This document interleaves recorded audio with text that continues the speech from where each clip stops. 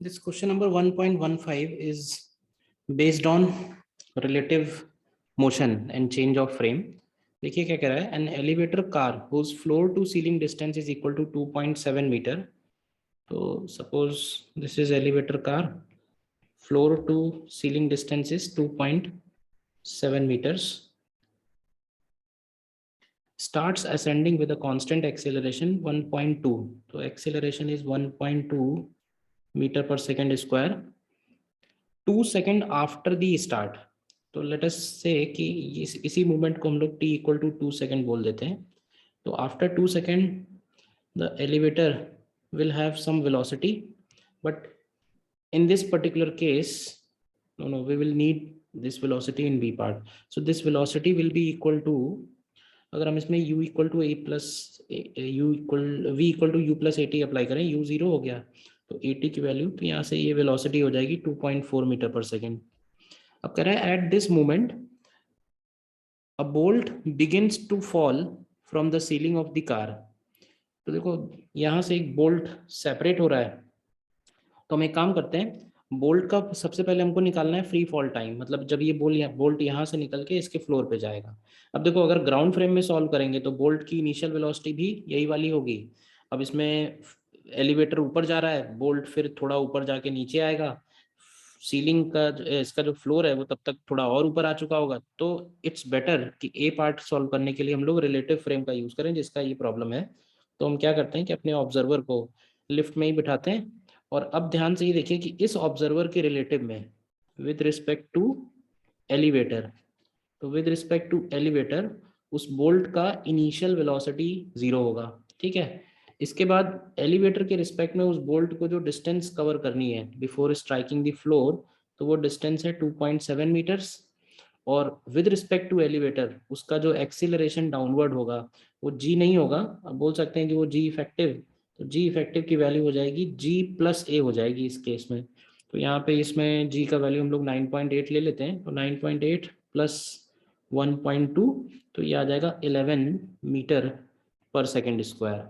तो अब किसी पार्टिकल को हम रेस्ट से ड्रॉप कर रहे हैं, 11 मीटर पर सेकेंड स्क्वायर का उसका एक्सीलरेशन है, 2.7 मीटर कवर करने में जो टाइम लगेगा वो सीधे सीधे हम इस फॉर्मूले से लिख सकते हैं, under root of 2s upon g. G की जगह यहाँ जी इफेक्टिव है, तो ये वैल्यू देखिए क्या निकल के आती है, under root of 2 into 2.7 and divided by 11.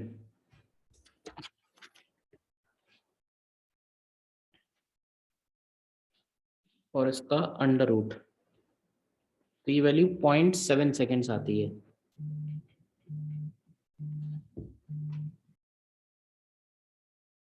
अब इसमें बी ऑप्शन में कह रहा है the displacement and the distance covered by the bolt during the free fall in the reference frame fix to the elevator shaft. देखो elevator shaft का मतलब elevator नहीं है, एलिवेटर शाफ्ट का मतलब है कि एलिवेटर बेसिकली जिस एक तरह से जिस नैरो लेन में वो चल रहा है उसको हम लोग एलिवेटर शाफ्ट बोल रहे हैं. मतलब कि एलिवेटर शाफ्ट का मतलब है यहाँ पे ग्राउंड के रिस्पेक्ट में.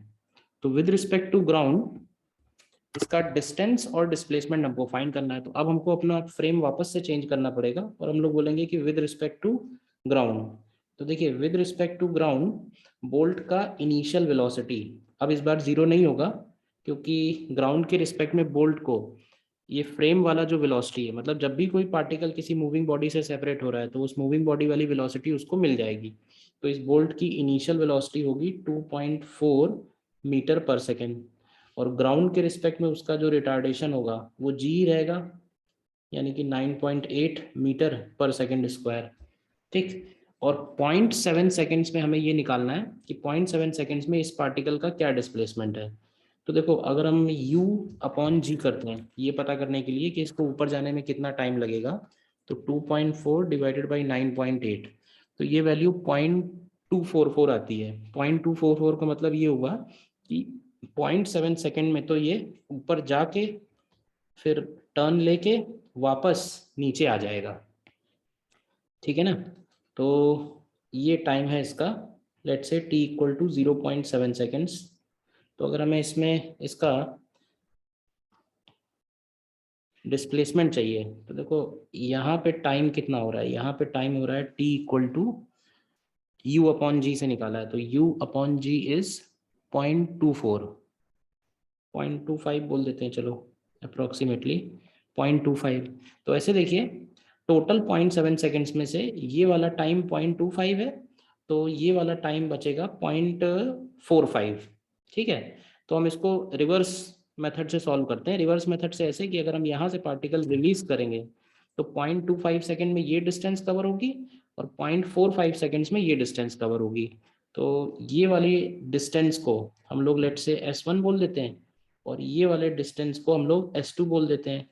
तो S1 और S2 हम लोग डायरेक्टली लिख सकते हैं। S1 की वैल्यू हो जाएगी हाफ जी यानी कि 9.8 और इंटू टी स्क्वायर यानी 0.25 स्क्वायर, और S2 की वैल्यू हो जाएगी हाफ जी यानी 9.8 और 0.7 में से 0.25 हटा दिया तो बचा 0.45, तो 0.45 स्क्वायर।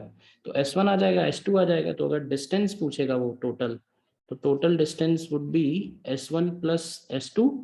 और अगर डिस्प्लेसमेंट बोलेंगे तो डिस्प्लेसमेंट इसका नेगेटिव आएगा क्योंकि S2 बड़ा होगा, तो डिस्प्लेसमेंट को हम लोग लिख सकते हैं equal to minus times S2 minus S1। ठीक है ना, तो ये दोनों चीजें आप आगे कैलकुलेट कर लेना।